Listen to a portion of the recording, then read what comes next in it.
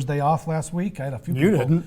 Yeah, I didn't, but I mean, the show did. I had a few people tweeting at me like, hey, what happened to the show? And where's the podcast? Well, On here we are. Thursday? Oh. Yeah, well, people thought we'd be doing a show on Thanksgiving Day, I guess. I don't know. Wow. But we are back after a little break here. And Leo, hard to believe after what happened in Dallas, the Bills have now become a primetime darling.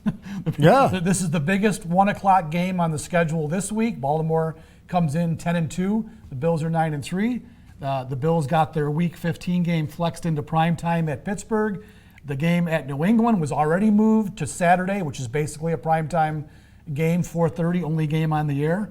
So all of a sudden, we've got 4 weeks in a row, counting Dallas, where the Bills are literally going to be on a lot of television screens across the country. And I got to say, Leo, they kind of deserve it. They've played well enough to be there. Well, they absolutely deserve it. And this is what the theme has been all year. They've played a really weak schedule. Nobody knows how good they are. Well, it came down to this, starting with the Denver game, because Denver had a really good defense, but certainly accelerated with the Dallas victory. Beating up that team up and down the field. I mean, it was quite something to see, and I know a lot of Bills fans. It was just a glorious afternoon of football. It really was. And who doesn't like to beat Jerry Jones? Come on, it was. I think the whole country was reveling in that victory. And yeah, they do deserve it, Sal, and they have a chance now to prove themselves, like you said, in front of a lot of national eyes, and that's what it takes. You got to earn your, Sean McDermott's really big on this. You earn what you get, and he really believes that. That's the culture he's built. It's all about the team, and you have to, he'll continue to downplay it one game at a time and all that. But believe me, I think deep inside they really feel good about where they've come and what the opportunity that's presented to them here. Now the big thing is they can't fall on their face now. No. This is it. You've earned it. Now let's see it, because it'll go away just as quickly as that if they don't perform. It's funny too that the players in the locker room during the week will say they don't care about national recognition and all this stuff. Yet after they win a game like they did against Dallas, oh boy, the crowing could be heard back to Western New York about how nobody respected us. All the national guys picked against us. A lot of local guys picked against them too in that game. So it's funny how that works. But yeah, the players do care about this. No matter what they say, they now recognize that, as I just pointed out, 4 weeks in a row, they're playing in big-time games, which for some of these guys who have come here, like Cole Beasley, for instance, he's been through this rodeo before, but for the bulk of the Bills on this, Micah Hyde, another guy, for the bulk of the guys on this team, this is a whole new experience. And for Buffalo itself, Leo, we're talking back to the late 90s for sure, and even not in the late 90s were they in such consecutive games where they're playing in front of a national window. We probably got to go back to the Super Bowl years you got to go when back they were to this much on display for the national audience. So it is big times in Buffalo. And like you said, they can't fall flat on their face. The problem is they're playing probably the hottest team in football on Sunday afternoon. I mean, we saw it last week. The Ravens, in what might have been one of the games of the year, they're 9-2 then. They beat the 10-1 49ers in a really good, hard-fought, physical game. This team has won 8 in a row. Their defense is playing as well as, it is the best defense in the league over the last 8 weeks. And they got a quarterback named Lamar Jackson, Leo, who, let's face it, he is now probably the front runner to win the MVP. And the way he's played, certainly a unique style, but he has been almost impossible to stop. And the Bills' defense has got a huge test on their hands. Well, I've been looking at, I think back to this whole, this whole season has been about it's the quarterback class of 2018, and Josh Allen getting to play all these other fellow classmates from 2018. Lamar Jackson, of course, the 32nd pick in that first round, the last guy to go, and you really got to give John Harbaugh and the Ravens and Ozzie Newsome, the XG, how they worked. He wasn't their first pick in that round. They traded back up. But they had a plan. They didn't they had a value on him. They really liked him, obviously. But you got to give them a lot of credit for taking a guy that a lot of people said couldn't play quarterback in the NFL, including a guy named Bill Polian, who thought he should switch to wide receiver. Not one of Bill's best moments. No. Now, it turned out. He's since corrected himself and said I was wrong, which is great. But you're talking about, and seriously, I mean, I remember him from Syracuse and what he did when Louisville came into Syracuse and Lamar Jackson just demolished them. You were watching something that was pretty unique. Now I know he's not he's this generation's Michael Vick, whatever. We've seen these guys before. You always wonder do they get hurt? Do defenses catch up with these guys? I asked Harbaugh the question yesterday at a conference call, and I said, "Are you fearful, John, of the day that's going to come when they do catch up to you?" And he goes, "Well, I don't know how to really what you're asking, but are they going to stop Lamar? Are they going to slow him down?" And he point blank said, "No, that's not going to happen until the day he retires because he's that talented." Yeah, I mean, look, Michael Vick was that way too. People forget before all the dog fighting scandals. Yeah. Michael Vick was really the same player. He was the human joystick. He was, and I asked Lorenzo Alexander yesterday, who's been around long enough to have played against him, and I said, the question I asked him was, "Have you ever seen a guy more slick with the ball? I mean, his ball fakes are great." And the athleticism. And he said, "Yeah, Mike Vick." And he said, "It's kind of like LeBron Jordan. Depending on what age you are, right? I mean, depending on what age you are, who's the greatest player of all time? Guys like us, or even younger than us, would say Michael Jordan. Today's kids would say LeBron James. It's very similar right now with Vick and Jackson. All the kids love Lamar Jackson. He's Mr. Fantasy, he's Mr. Madden. Oh, yeah. But you forget, go back and watch highlights of Michael Vick when he was at his very best. The year he gained 1,000 yards, set the all-time record for rushing, which Lamar Jackson has got a good chance to break this weekend, which is amazing. It's only be his 13th game that he'll be able to break that record if he gets 60 yards this week. This was Mike Vick back in the day, and I would venture to say that Vick was probably the better downfield thrower, especially in the middle of his career, again, before the dog scandal. He was really starting to come on as a thrower. And that's the one thing, Leo, that in this game for the Bills, I think the key, and I'm sure every team has said this, but they've got to somehow contain Lamar Jackson behind the line of scrimmage. Not so much maybe they can't do it in the pocket, but make him be a quarterback. We heard that about Josh Allen. Make the kid be a quarterback. I think the Bills, with their defense, they've got a very good defense, excellent in pass defense. If they can somehow make him be a quarterback and make him have to throw the ball, I think the Bills would have a good chance because athletically, they've got some guys that can run with, well, not run with, but they can certainly compete with Lamar Jackson if he gets out of the pocket. I think make him a passer because I'm not totally impressed yet by his downfield throwing. He does. You've got the stats there. He's done a lot of work short to his tight ends. He's got 3 tight ends. What is it? Over 1,000 yards combined. The three tight ends have over 100 catches and over 1,000 yards combined. So a lot of that is dink and dunk stuff. He does hit the seams occasionally, but I think the Bills' best bet is to somehow get him into a mode where he does have to rely more on the pass. And one way to do it, Leo, is to get off to a good start and get ahead of this team.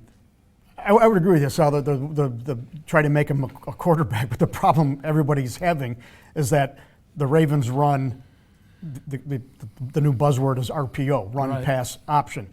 Now, that's the whole point. He will drop back into the pocket, and he'll do his ad-libbing, but he'll also, I mean, when they just do the RPO and they're coming down the line. Now you have responsibilities there. It's the option's as old as the game. It's almost. It's the college offense. It's not a big deal, and he's got everyone has an assignment. If your job is to key on the running back, in this case Mark Ingram, who's great, almost 1,000 yards, you better stay with him. If you bite on, if your job is to tackle the running back and you bite on the quarterback, then you've done your job. Now you're going to go in. Now they're going to kill you. They're going to get 200 yards rushing, and they're averaging 200 yards rushing. Yeah. Another phenomenal stat for the Ravens. Now, if your job is to key Lamar Jackson and hit him every play, well, then you better do that. The interesting thing is that the 3 tight ends, and they're going to leave. The big issue. A lot of people are wondering what is this going to do to Trey White this game. He's going to be. It's kind of like Richard Sherman with the 49ers last week. There were so many plays where he didn't really know where to go. Yeah. He was like, I'm on the line. Now and after the game, he was talking about that, Richard. So it's going to be really, they're going to make you, and Harbaugh talked about this yesterday, he says, hey, I don't think they're going to I think Lamar Jackson is that talented. He's going to keep getting his numbers. But he says, he did admit, he goes, this whole thing's a chess match now. And this is a great game for people who love X's and O's and strategy, because it's going to be a lot about that, how they're going to scheme this guy and playing disciplined and trying to, it's not even about, setting the edge, Sal, and when you want to contain mobile quarterbacks. This guy's more than just a mobile quarterback. I think he can beat you so many ways. I've been looking forward to this game a long time because I've always been a Jackson admirer, and I'm glad for Josh Allen as well, that Josh Allen is going to get to show himself against Lamar Jackson. And I'm telling you what, Josh Allen's numbers as a passer and him, they're very similar. The big key is Lamar's got like another maybe 400 or 500 yards more rushing yards. Yeah. Look, it's nice that the Bills have risen to the challenge too, and the Ravens have done a great job to get to 10-2. Bills have done a nice job since the Cleveland game. They've won 3 in a row. They finally got their offense, I think, in a place where they can be functional and be consistent. They've scored 83 points in the last 3 games. Scoring a lot more points. They're up at what? Touchdown Well, they've scored 83 points. Do the average? It's about 27 a game. They were average. Their average was 19. Yeah. Now they've taken it up. So they're making a nice jump, and I think that's huge with this defense. Yeah, absolutely. We talked about it. I think probably the last podcast.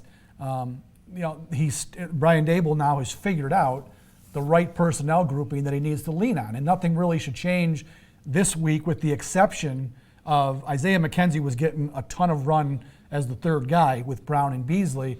They're starting to mix Robert Foster in, and we've been waiting for this all year. After the way he played in the second half of 2018, you kind of assume that, okay, they signed John Brown and Cole Beasley, but Robert Foster is going to be on the field a lot as the number 3 guy, a deep threat, and it did not happen for the first really 10 games of the year. He was inactive for a bunch of those games.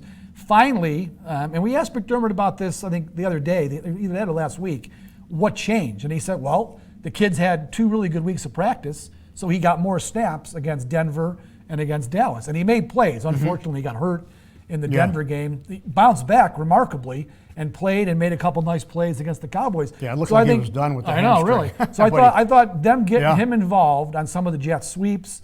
He's drawn 2 pass interference penalties down the field. I think you're going to see a little bit more of him sharing time with McKenzie. But you're going to see Cole Beasley and John Brown probably 90% of the snaps on the field, and I think you're going to see Devin Singletary.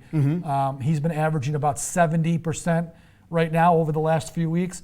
That's the group, Leo. That's the group that they finally have got tuned in, and the combination of that group going no-huddle has made a big difference. Josh Allen talked about it a couple times now, where he really does feel more comfortable when he can get to the line. He still has Dable in his ear for probably 10 or 15 seconds before that 15-second cutoff comes, and he's just able to diagnose things a whole lot easier in that no-huddle. The Bills shouldn't change a thing here. Now, this Baltimore defense is great, but it still shouldn't matter. The Bills need to dictate to that defense, try to keep their own personnel, the Ravens personnel, on the field and attack with what you've got. That'll be a key in the game, I think. Absolutely. I think, like you said, that the no-huddle thing, it's really not a fast-paced no-huddle like the K-gun. It's one of the slowest in the league, apparently. You just kind of go up. They use the whole clock. Yeah, they do. They just so really it is in the truest sense, they don't huddle, but they don't run fast either. They go to the line, and you got all that talking time between Dayball and Josh, and then you got the ability to scan the field. And like you said, they're best players. I know they're so huge on personnel, but they've settled, at least on offensively, they've settled on a core group here. And I've always said, why aren't your best players on the field? And they're doing that now, especially at the receiver. They're not really deep. You mentioned Foster. Yeah, he's good for a big player too, and that's huge, because you still have to account for him. They needed that other little element.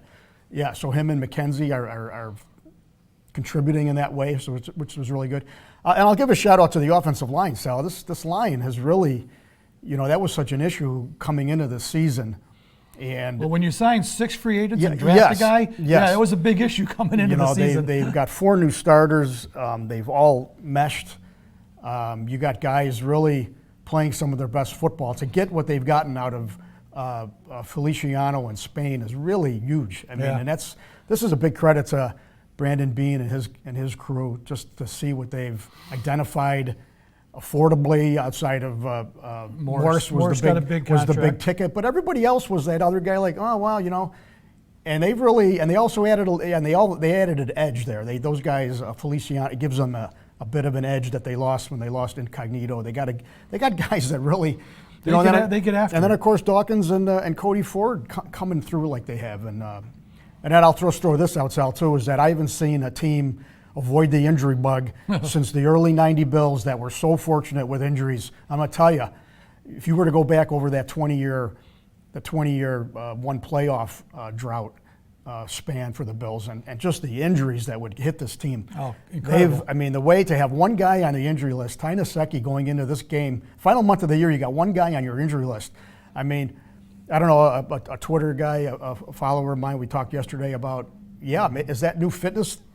Are we seeing the results of that fitness center? I don't know. I don't know if Or it's just good luck. Yeah, I think a lot of it's good luck. I mean, you get on the football field, you can be as fit as you want, and a guy rolls over your leg and you're done. So the Bills have been incredibly fortunate in that area. But hey, when you get to December and you're as healthy as they are, that's a very positive development, because a lot of times NFL teams, you got to get into your depth at that point in the year, and then you hope that you can get healthy for the playoffs, and even a lot of teams can't do that. So it has been a huge thing. Look, the Bills do not have top to bottom an elite roster. They don't. They have a roster that's been vastly improved, and they're a good team this year. They're in playoff contention, obviously, but they're not a team that can survive too many big injuries, and they've been very fortunate to stay away from it. All right, a couple questions here. Joe Nelson is in here, and he says, is Buffalo keyed up to defend this kind of offense? Well, look, we talked about this early, but I think one of the keys, Leo, is the Bills play pass defense very well. And if they can somehow get ahead in this game, I mean, Baltimore has not played from behind during their 8-game losing streak. I don't think they've been behind for more than 30 minutes. They've been ahead in every game, often way ahead, and they've been able to do whatever they want, and most of that has been running. If the Bills can get ahead, big crowd, excited crowd in a huge game, maybe that gets them some impetus. They get ahead in this game, and now maybe the Ravens have to change what they do. Buffalo's still third ranked in the league in pass defense, one of the best secondaries in the league. That would be a way to combat this offense. I don't think that the Ravens are a team that's going to put up 250 or 300 yards passing. If you can somehow contain him, like I said earlier, make him be a quarterback, I think they've got a chance. Well, this Ravens team, again, it's the uniqueness of, this team averages,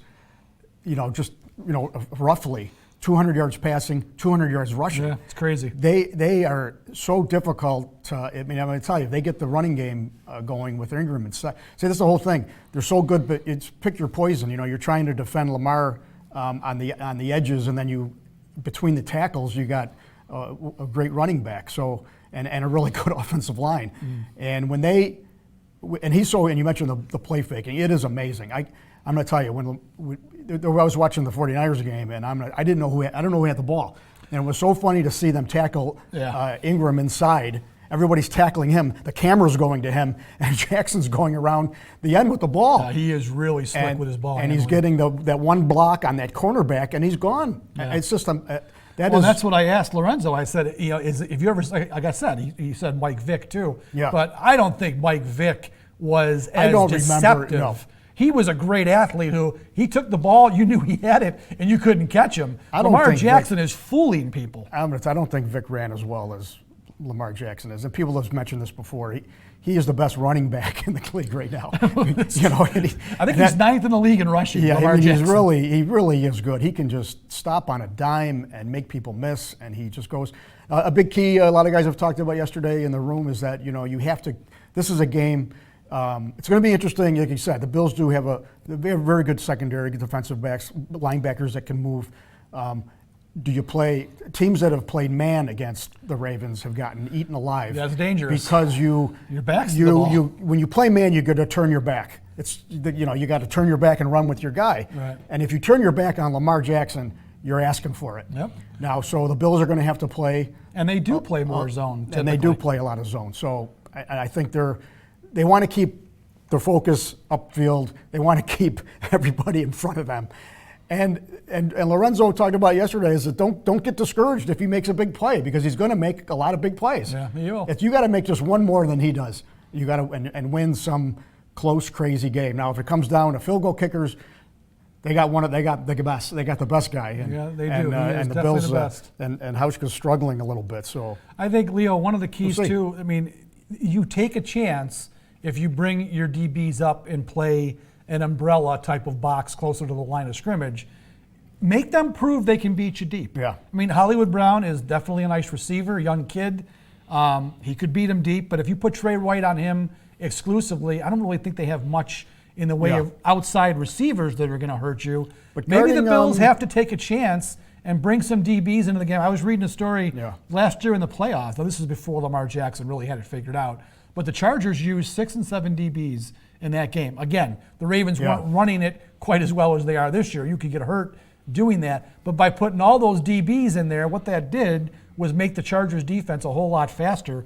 They were able to do a good job when Lamar Jackson got out. He didn't have linebackers trying to track him down. He had cornerbacks and safety. So maybe Yeah. the Bills think about teams that. that have done better against Jackson have been obviously the teams that face him twice in division. So the Browns, the Steelers, they've had some success against him on the second time around. Not that they shut him down or anything, but they did Right. better at him.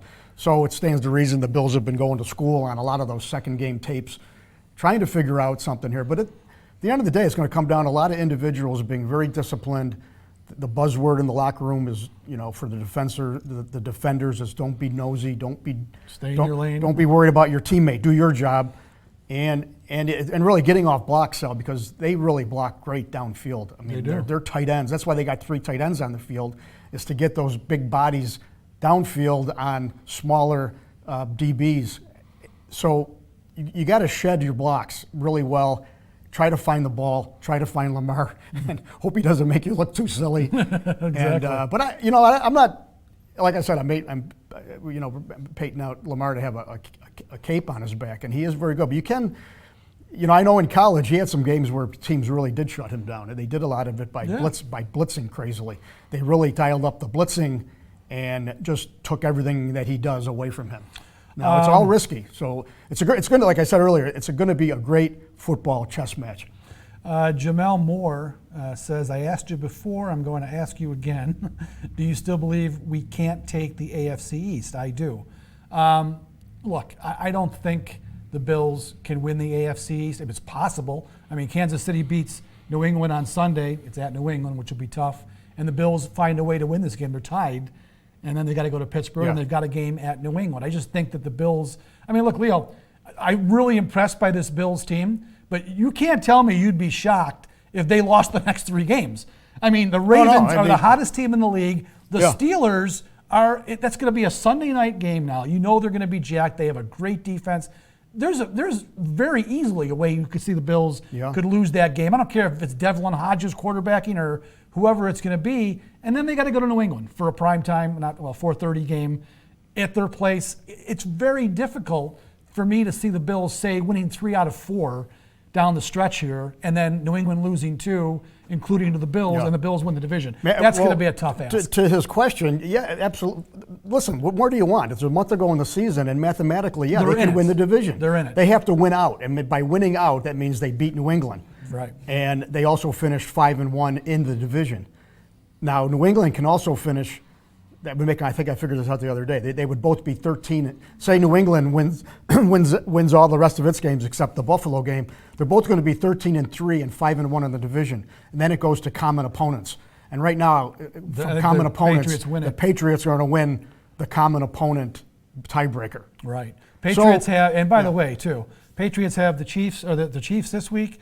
They finish with the Bengals, the Bills, the Dolphins. So right there, they're not going to lose enough times for the Bills to win the division. I just don't see it happening. Yeah. But like I said, like we've been saying right along, it's going to be fun to come down to that last game, but they have to beat the Dolphins, and the Bills are going to have to beat the Jets. The Bills need to get one for sure. It's fun. The Bills need to get one more win for sure, and I think they're locked into a playoff berth. And right now, that's what I think the focus should be. The division, if it were to happen, that would be great. But I don't think Bills fans can be focused on trying to get past the Patriots, especially not with the schedule I just reeled off for you. Buffalo's schedule is way more difficult than New England's over the last 4 games. So get to the playoffs. And then once they get to the playoffs, Leo, I know they have to go on the road. It's probably going to be at either KC or Houston. You know what?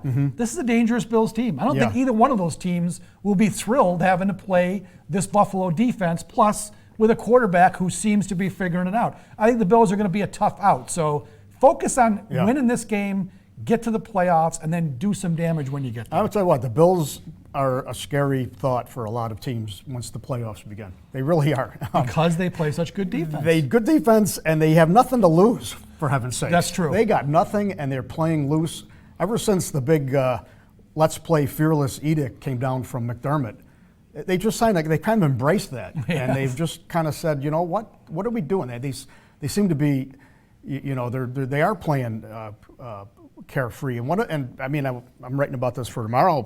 You know, the Ed Oliver story is how this kid, the number 1 draft pick, who got benched 7 games, well, didn't get benched. He lost his starting spot, and had his reps got down against the I think it was against the Browns for sure. After his reps went down to 18 I think it was against Washington. I think maybe. Anyway, his reps went down to 18. Last week against Dallas, he had 40 reps and had a breakout game with 2 sacks, a forced fumble, 4 tackles. And he's just playing. I think another thing was there is that a kid was finally maybe allowed to be feel loose, and finally it broke through for him. Now he's a case of kind of like with Josh too, and Josh has talked about this too, where just learning, getting comfortable, getting some numbers behind them, playing what they.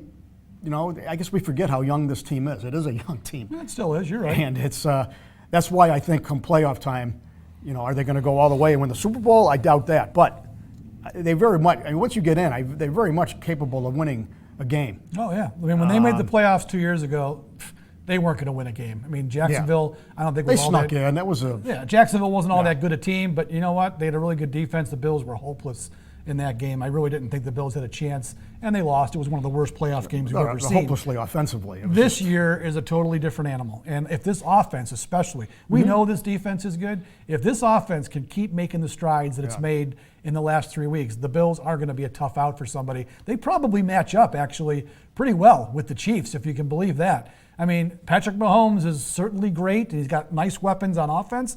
Bills' defense is really good, and then the Kansas City defense, really not all that special. The Bills could score points on that team. So I think if they get there against the Chiefs, there's no reason to say that the Bills couldn't win that game. You know what's great about this defense, Sal, and it's I don't know if people really realize it, but over the last 3 games, how dominant this defensive line has been there. And it's 7 to 8 defensive linemen that are setting the tone. It's not the linebackers. It's not Micah. It's not the safeties like it once was. You got these 7 guys up front that are just wreaking havoc on the other. They're winning the trenches. It's 15 sacks in the last 3 games. Not all by them, but 15 still, sacks, they have a role in it. 15 sacks. No, 14 by the defensive line. Is it 14? 14 by the defensive line. Okay. You know, Phillips has come on. Oliver's. We've talked about Oliver. Your buddy Star Latule's got a couple. Star, what a game he had in Dallas! An interception and a blocked field goal. It's just that, and again, that goes back to McDermott about winning in the trenches, and it's a cliche, but it really means something when it happens. My God, they are just coming out. All you got to do is look at Baltimore. They're eating people alive. Look at Baltimore. Front. They're winning in the trenches and they're killing people. Yeah, so this is going to be another great thing because I tell you, you talk about they have. The Ravens got two big space eaters in the middle of their defensive line as well, and they have a great secondary as well. They have a great secondary. Their cornerback trio is as good as it comes. And I wrote that just now for a story. They're 4 guys. That's the best 4 guys in the league as a group. I mean, even Buffalo's are really nice, but man, they're 4 cornerbacks. Well, that's not even counting Earl Thomas as one of the best safeties of all time they have on that team. It's going to be a hell of a challenge. All right, Leo and I are going to be in Buffalo on Sunday for the biggest game we've seen in Orchard Park, really. When was the last? The Bills I guess, had something since Bills Detroit back in the 92 or 3, when 2 teams had records this good. Oh, I don't know I didn't see the website. All I know is the biggest game we've seen in Orchard Park really was probably that Steelers game in 2004 when if they won, they were in. Yeah, right. They didn't. But this is a big one. 9-3 against 10-2 in December. It's all the Bills could ask for. So, and it's going to be good weather, which is good. Well, I heard it's supposed to be windy again, though. Temperature is supposed to be decent. 40s. But the wind is supposed to blow. There's been wind every game. Oh, it's been crazy. And it's really been. You know me. I hate weather games. Well, I do too. I want to see both these teams, you know, that's the thing about the 49ers and the Ravens that was played in a downpour. It would have been nice to see those two teams Yeah, so play. you want to. I mean, I like crazy weather too, but it's, you know what? When you got two good teams like this, you don't want it to be such a factor that you don't really know what might have been. So this is going to, I think, wind aside, you know, maybe. Well, that's the way they run. That's what I mean. I don't know. All right. They're going to have an advantage if you can't Yeah, throw the ball in yeah. this game. So, you know, pick your poison. Looking there. forward to it. Pick your poison, Bills fans who love these weather games in December outdoors. I don't know if you're going to love this one too much if it gets lousy. All right, for Leo, All right. I'm Sal. We're signing off. And follow us on Sunday, obviously, at the game. We'll be there reporting plenty of things, I guess, that day. Have a great weekend, everybody.